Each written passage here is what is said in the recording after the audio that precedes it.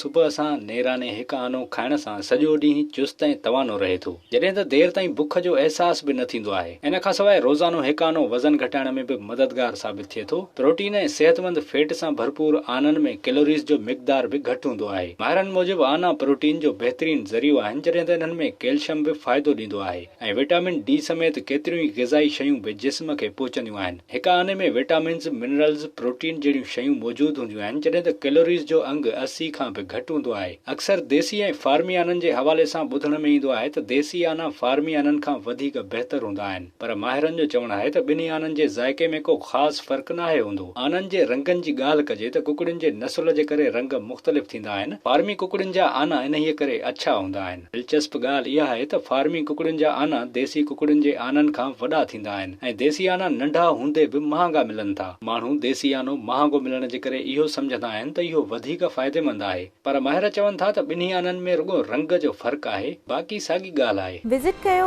अवामी आवाज़ media group जी website awamiawaz.pk